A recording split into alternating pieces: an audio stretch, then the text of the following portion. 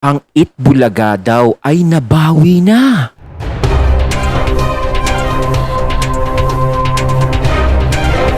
Malang, give me 5. Huwag kang malilito para ikay manalo.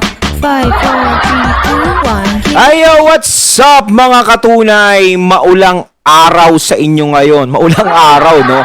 Parang ang gara-gara, maulang araw siya. No? Ang ganda ng pagbati ko. Ito na lang, maulang day. Ayun, basta maulan ngayon mga katunay.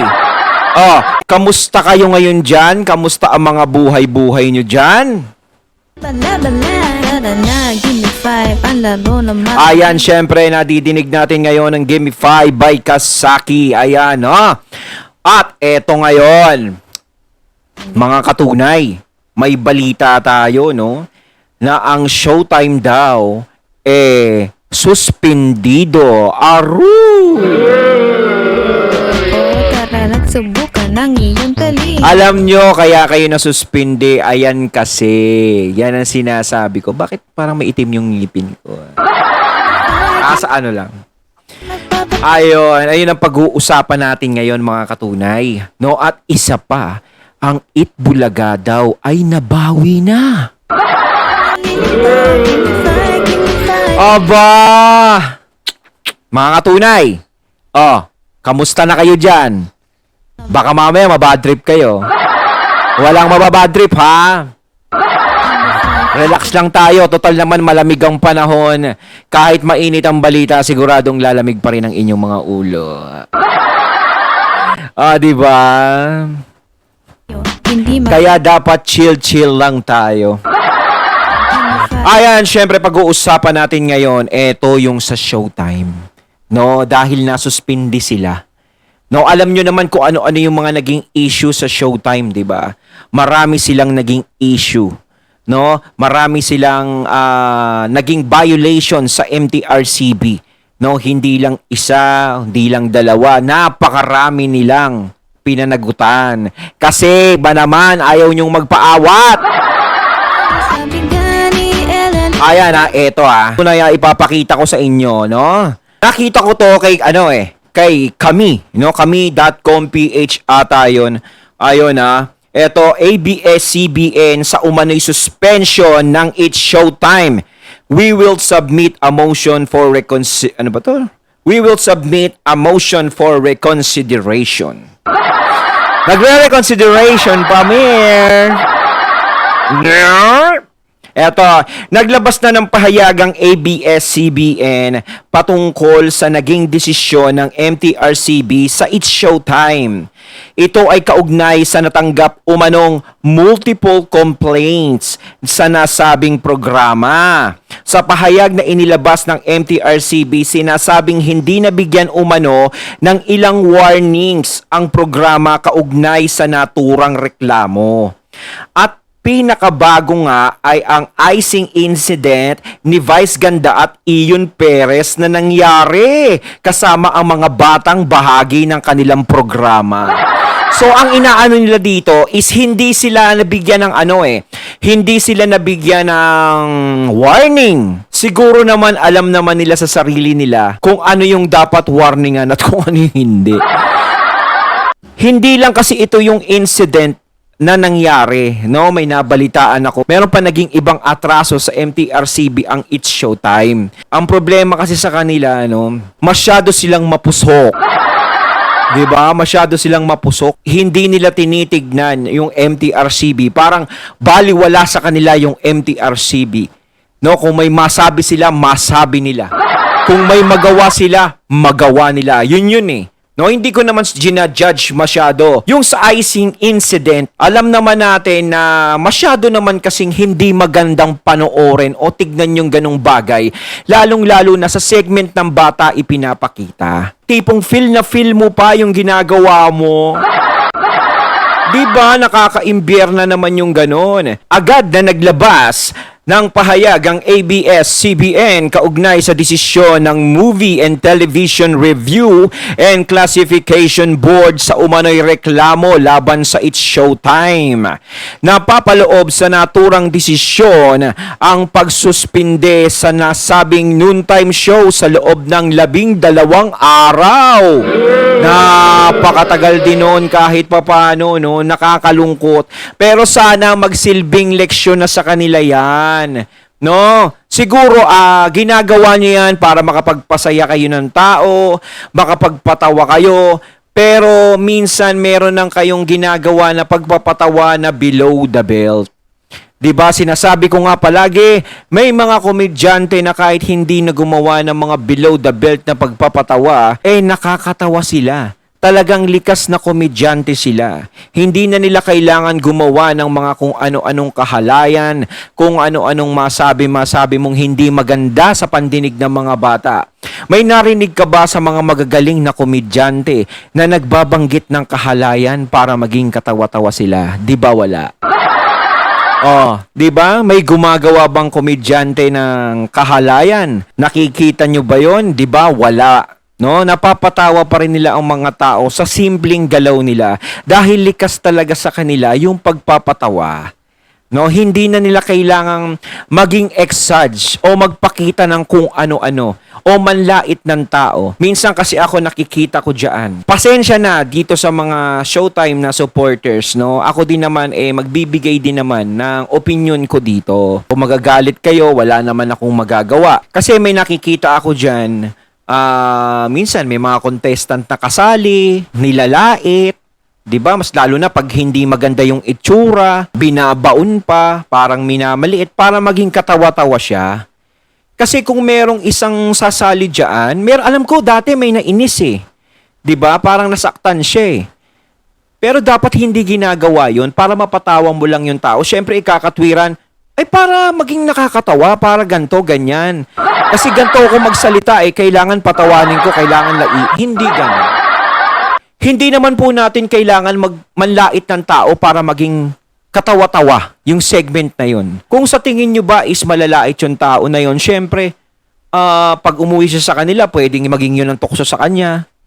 'Di ba? Magiging katawa-tawa siya kahit pa paano masakit. Masakit sa kalooban. No, napakamanhid mo na lang kung sasabihin mong hindi ka naaapektuhan sa mga hindi magandang sinasabi sa iyo. 'Di ba? Lalo na inilalait yung pagkatao mo. 'Di ba? Yung itsura mo. Ganun na nga yung itsura mo tapos lalaitin ka pa ng lalaitin, 'di ba? Kumbaga, bumagsak ka na, binaon ka pa. 'Di ba? Para maging katawa-tawa lang yung isang segment, kailangan mo bang manglait ng tao? Alam niyo yan mga katunay, no? Alam niyo yan, pwede kang magpatawa ng wala kang nilalait, pwede kang magpatawa ng walang kahalayan na sinasabi, lahat pwede mong gawin. No, sa simpleng paraan lang ng pagpapatawa. No, kung talagang likas na magaling kang magpatawa, hindi mo na kailangang gumamit ng mga ganong bagay. No, kasi minsan kapag ikaw para mapatawa mo yung mga tao, gagawa ka ng mga lagpas na bagay na Kumbaga yung below the belt na bagay na yung gagawin mo para maging katawa-tawa ka sa mga tao na hindi naman dapat ginagawa. Samantala, sa naging pahayag sa ABS-CBN, sinabing magsusumite umano sila ng motion for reconsideration. Aba, aapilag yun. Ayon, we will submit a motion for reconsideration as we humbly maintain that there was no violation or pertinent law. Wala daw silang violation ginawa.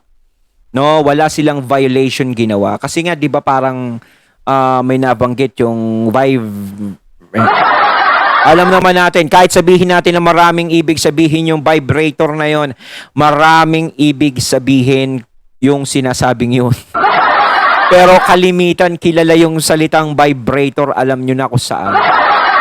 'Di ba? At ito naman yung statement on It's Showtime. Ayan, yung we have received a ruling from the MTRCB indicating that It's Showtime will be suspended for a duration of 12 days from finality of the decision, we will submit a motion for reconsideration as we humbly maintain that there was no violation of pertinent law.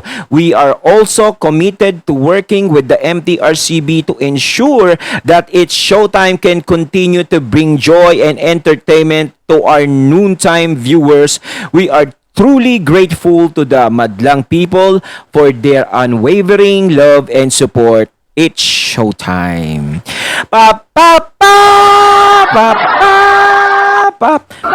No, kung alam nila sa sarili nilang wala silang nilalabag, di yun ang paniniwala nila. Mas maganda na lang inaamin na lang yung pagkakamali kaysa itinatanggi pa. Mas gagaan pa Pero hanggat tinatanggi mo, katulad niyan, siyempre hindi nga nagsosorry. Katulad kay Vice, di ba? Hindi siya nagsorry, hindi siya na humingi ng pasensya doon sa ginawa niya. Kumbaga, parang binaliwala. Di ba? Hindi naman dapat ginagawa. Siyempre, professional kang tao Kung may nakita sa yung hindi maganda, kabawasan ba sa ego mo na humingi ka ng pasensya?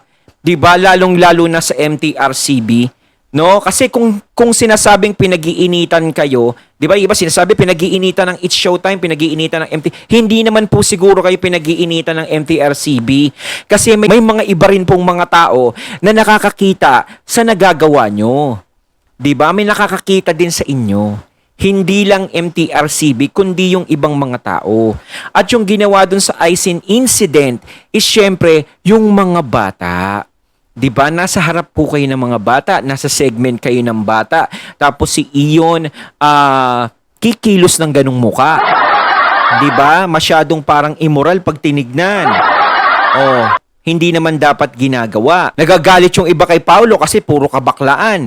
Pero si Paulo, kahit na sinasabi niya si Paulo Ballesteros, no, kahit sinasabing puro kabaklaan ang alam niya lang, is si Paulo yung puro kabaklaan na maganda ang ipinapakita. Nakakatawa siya sa simpleng paraan na ginagawa niya. Hindi niya na kailangan maging exage. At ang ganda ni Paulo talaga pag naging babae. No? Hindi mo na kailangan gumawa ng kung ano-ano. Hindi natin nakitaan si Paulo Ballesteros ng kalaswaan. Yung pagiging bakla-baklaan niya. Pasensya na yung mga third sex. Kung nasasabi ko man yung word na bakla, pasensya na po kayo. Alam kong naiintindihan niyo po ako. No, syempre may mga kaibigan din ako mga gay. No, pero syempre ako hindi na ako gay. May mga kaibigan din tayong ganyan. Kahit anong pagkatao pa nila, kailangan tinatanggap sila. Hindi sila sinusuka o binabaliwala, tinatabla, hindi ganun. Kumbaga, yun sila Wala tayong magagawa, hindi mababago. Kaya yung violation na nangyayari ngayon sa Showtime is dapat tinatanggap na lang nila kung sakasakali. Hindi na lang tinatanggi. No? Kasi hindi naman magbibigay ang MTRCB ng violation sa kanila kung wala naman talaga silang nilalabag. Nakikita din ng mga netizens kung ano yung mga bagay na nalabag nila. No, kahit hindi pa nakikita ng MTRCB, nakikita na agad ng mga netizen yon. No, at syempre importante yung pagiging mababang loob, yung hihingi ka kaagad ng pasensya sa ginawa mo. No, hindi yung itinatanggi pa. Dito nagsasabi lang tayo ng kung ano lang yung nakita natin, 'di ba? At eto pa. Mga katunay eto yung pag-uusapan natin. Nabawi na daw ang Eat Bulaga. Magulat kayo! Nabawi na daw ang Eat Bulaga. So, anong gagawin nyo ngayon, mga katunay, Relax lang, Pero inalam ko to, Inalam ko to kung talagang totoo. No? Siyempre, tayo, makikichismis tayo, So, sisisirin ngayon natin. Eto yung natuklasan ko. Eto, galing kay Board Pod. Ayan Tape Inc. Nabawi na ang Eat Bulaga YouTube channel. Aba, nabawi na daw yung Eat Bulaga YouTube channel, no? At ako naman, syempre, nakita ko siya, bigla akong pumunta doon sa YouTube channel na yon. Syempre, chismoso tayo Makikichismis ngayon tayo. So, eto yung nakita ko. Ayan, It Bulaga, ayan nga yung pinaka-channel nila, no? Yan yung pinaka-channel. It Bulaga, no? 5.32 million subscribers. Grabe. Kapag nakuha nila yan, no? Halos wala na naman silang kahirap-hirap. Oh, mantakin nyo, sa pag-iisip ng pangalan, wala na silang paghihirap kasi nasa kanila na yung pangalang It Bulaga. Sa team song, kinukuha nila, sinasabi nilang sa kanila, kapag napunta sa kanila yon, wala na din silang kahirap-hirap kasi may team song na kaagad sila. At sa tawagan, hindi na nila kailangan mag-isip ng tawagan kasi yung salitang Dabarkad, sinasabi nilang sa kanila, hindi na rin sila mahihirapan mag-isip. At eto, hindi ka na mahihirapan mag-ipon ng subscribers kasi meron ng 5.32 million subscribers ang It Bulaga. Di ba? Halos lahat ng bagay is walang kahirap-hirap. Lahat ng yan ay pinaghirapan ng TBJ. Pinaghirapan ng legit Dabarkads para matuntun yan lahat, kumatungtungan. No, dumami ng milyong-milyong subscribers dahil sa TVJ. Diba? Palapakan natin. Oh. Diba? Lahat yan, yung pangalan, kaya nakilala ng mga tao dahil sa TVJ. Ang team song, kaya pumatok sa masa, yung team song ng It Bulaga dahil sa TVJ.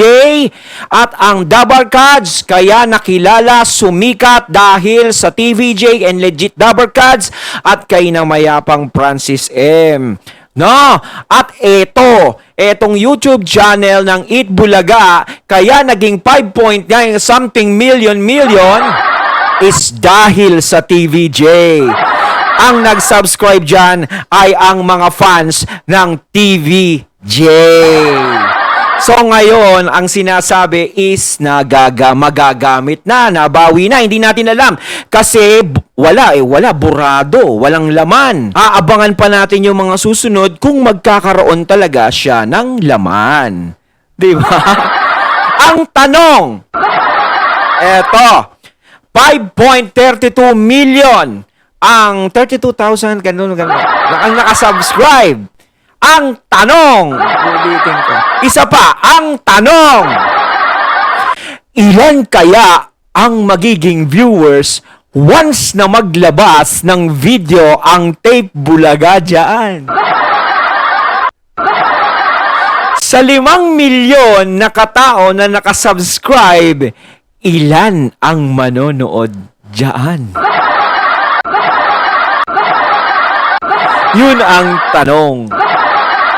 Siyempre, It Bulaga, no? Alam ng mga tao na TVJ. So kapag naging active ang YouTube channel na yan, siyempre, iisipin ng mga tao, baka bumalik yung TVJ dyan.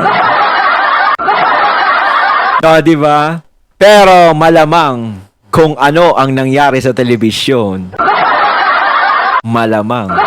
Sa malamang! Hay nako, talagang gusto nila yung wala silang kapagod-pagod. Yung walang pagod sa pag-iisip, yung tipong nandiyan na, iba ang nagtanim, sila ang umaani. Palakpakan natin sila. So, ang galing-galing, di ba? So, kapag naging active nga yung channel na yan, no? Mabuksan nila yan, maging active yan, yung It Bulaga na yan, na channel, maging masaya sana sila. Pero ako nga sinasabi ko sa inyo mga katunay, ang tanong dyan, kung ilan ang magiging viewers niyan bawat video o live na nilalabas nila dyan. Yun ang tanong. Kahit sabihin mong 5 milyon yan, baka dumating ang araw na biglang may mga mag-unsubscribe dyan. Dahil ang 5 milyon na yan, kaya nag-subscribe dyan, hindi dahil sa bagong Bulaga, kung hindi sa tunay at legit na taga-It Bulaga. Yun. Ayo mga katunay, ano masasabi nyo tungkol dito? Comment lang po kayo sa comment box. At syempre, pag-usapan natin yan. So once again, I'm BT and I'm out. Peace!